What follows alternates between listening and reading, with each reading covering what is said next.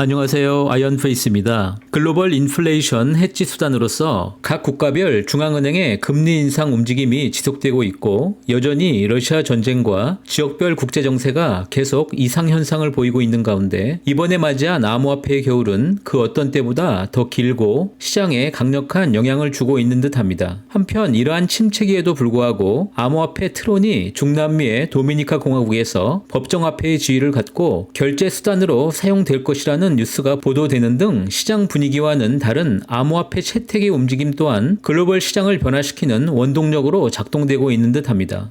오늘은 저의 컨텐츠를 통해서 제작되고 있는 10일마다의 파이 블록체인 변화 상황을 분석하고 점검해보는 시간을 갖고자 합니다. 동시에 파이 체인몰의 거래 변화 내용 역시 함께 분석해보도록 하겠습니다.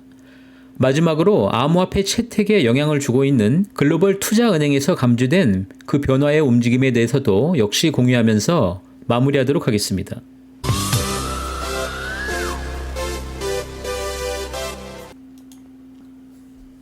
먼저 지난 10일간의 파이 네트워크의 글로벌 노드의 변화 상황부터 살펴보도록 하겠습니다. 지난 10일간 글로벌 노드는 약 1027개가 증가하여서 현재 10만 9,851개의 노드가 액티브 노드로서 운영이 되고 있습니다. 주중 잠시 11만 개의 노드를 터치하고 오늘 조금 하락한 것으로 나타나고 있습니다. 국가별로 본다면 중국과 대만이 지난 10일 전과 동일하게 감소하고 있고 베트남과 한국은 꾸준히 각각 1.6%와 1.4% 수준의 증가를 보이고 있습니다. 한국 역시 2만 개의 노드에 도달한 후에 매우 안정적으로 증가하는 모습을 보이고 있습니다. 한편 미국 역시 2.3%의 증가를 보이고 있으며 일본은 이번 10일 동안에도 8.9%의 노드가 증가하여서 가장 큰 증가율로 현재 5위권을 바짝 추격하고 있는 모습입니다. 중국은 글로벌 노드 점유율에서 한 달 전 40%대에서 하락하여서 이번 10일간에도 다시 하락하여서 현재 38.6%대의 점유율을 보이고 있습니다. 중국 지역은 그동안 KYC 속도가 매우 느리고 까다로운 계정 검증 과정 때문이라고 생각이 됩니다. 한편 현재 파이의 노드는 지속적으로 스트레스 테스트 구간이라고 말할 수 있으며 그 보상 점수 역시 매우 불규칙적으로 사라질 수도 있습니다. 그러나 파이 채굴의 희소성은 계속될 예정이기 때문에 미래의 파이 채굴량을 늘릴 수 있는 방법은 노드 운영이 유일한 것입니다. 잠시간 보너스 점수가 사라진다고 해도 해당 노드의 연속성과 지속적인 운영을 테스트하는 것이기 때문에 절대 노드 운영자분들께서는 노드의 전원을 끄지 마시고 꾸준히 유지하시고 꼭 미래에 높은 보상을 받으시기 바라겠습니다. 이제는 더 이상 설명이 필요 없는 최대의 액티브 노드를 운영하는 파이 블록체인의 가치는 절대 낮지 않을 것이기 때문입니다. 이제 메인넷 마이그레이션의 지난 10일간의 변화 상황입니다. 지난 10일 동안 약 39만 개의 파이가 메인넷으로 마이그레이션이 되어서 현재 약 13억 2천만 개의 파이가 마이그레이션을 완료하였습니다. 10일 전 7.7%의 증가세 대비 이번 10일은 3%대로 매우 낮은 수준의 증가입니다. 전체 락업은 총 10억 3,700만 개가 설정이 되어서 여전히 78.5% 수준의 물량이 락업에 설정이 되었습니다. 한편 지난 10일 동안 메인넷 지갑은 총 16만 2천 개가 증가한 약 10.2%의 증가로 현재 175만 1천 개의 메인넷의 지갑이 형성되어 있습니다. 앞에서 파이의 마이그레이션의 증가가 이번 10일 동안 겨우 3%대인데 지갑에서는 10% 이상이 증가하여서 이제 지갑당 총 753개의 파이가 이동이 되었습니다. 10일 전에 803개에서 많은 하락을 보이고 있습니다.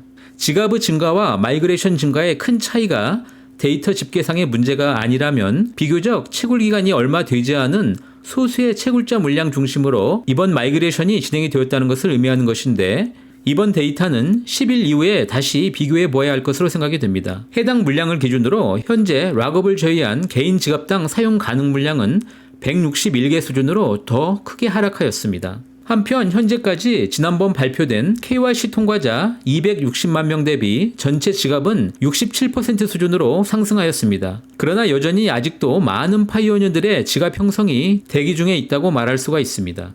지난 1개월간의 지갑 형성 숫자를 일자별로 분석하여 나타낸 그래프입니다. 기존에 5에서 7일간 주기로 대규모 지갑 개설이 진행이 되었는데 이번 10월 2일 마지막 분석 이후 현재까지 아직도 대규모 지갑 작업 설정이 진행이 되고 있지 않습니다. 이번 주말부터 다시 지갑 설정 작업이 대규모로 이루어질 것이라고 판단하면서 다음 10일 이후의 분석 때에는 200만 개 이상의 메인넷 지갑 개설이 완료될 수 있기를 바라고 있습니다. 이번 분석에서는 파이 블록체인 전체 데이터를 체크하는 대신에 최근 의미 있는 행보를 보이고 있는 중국의 파이 체인몰의 실거래 데이터를 분석해 보았습니다. 파이 체인몰은 초기의 디도스 공격의 어려움에도 불구하고 현재 각 국가별 오퍼레이션 센터를 이용하여서 현지화된 개인 간 바터 거래를 중심으로 진행을 하고 있습니다. 실제 파이오니어들의 파이코인에 대한 미래의 저장 가치는 개인 간 물물 교환을 통해서 만들어져야 하고 대량 거래의 특성을 지닌 상공인들과의 바터와는 달리 근본적인 가치인식에 개인 간 바터 거래가 더 크게 영향을 미친다고 생각하고 있습니다. 지난 9월 3일부터 10월 13일까지 이제 벌써 약 2만여 건 이상의 거래 기록이 파이체인몰의 지갑에 기록이 되었습니다. 그 가운데 의미 있다고 생각되는 10월 1일부터 10월 12일까지 지난 12일 동안의 전체 결제 약 13,169건의 거래를 분석해 보았습니다. 해당 거래의 전체 파이 이동은 13만 4,800여 개의 파이가 이동이 되었으며 이것은 지난 12일 동안 파이체인몰 거래 한 건당 평균 약 10.23개의 파이가 사용되어서 결제가 진행되었다고 말할 수 있습니다. 자, 다시 이번 거래를 지난 3일간의 거래로 축소해 보았습니다. 지난 10일부터 12일까지 총 9,220건의 거래를 별도로 분석해 보았습니다. 해당 거래에서는 전체 39,940개의 파이가 이동이 되었습니다. 즉 지난 3일간 파이체인몰 거래 건당 약 3.35개의 파이가 한 개의 결제에 사용이 되었습니다. 파이체인몰의 거래가 17개 국가로 확장이 되면서 일일 거래량은 크게 늘었지만 거래 건당 파이는 약 3분의 1 수준으로 줄어들었습니다.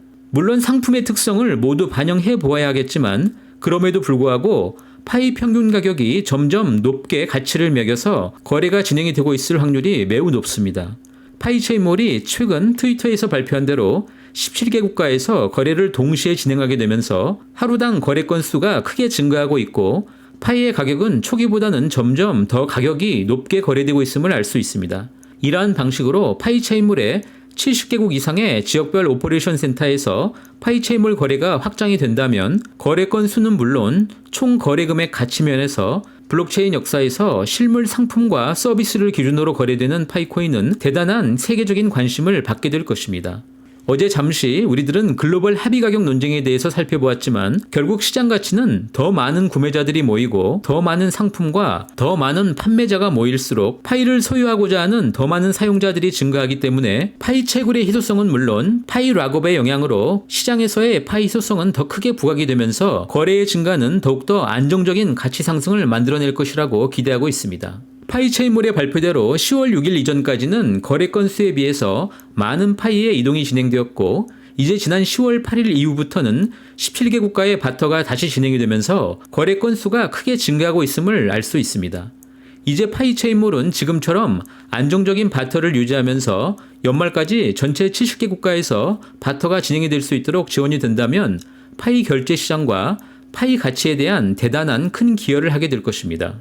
어제 저의 콘텐츠에서는 구글 클라우드 서비스가 자사의 상품을 이용하는 고객들로부터 2023년 초부터 암호화폐 결제 허용을 결정하였다는 뉴스를 공유드린 바 있습니다.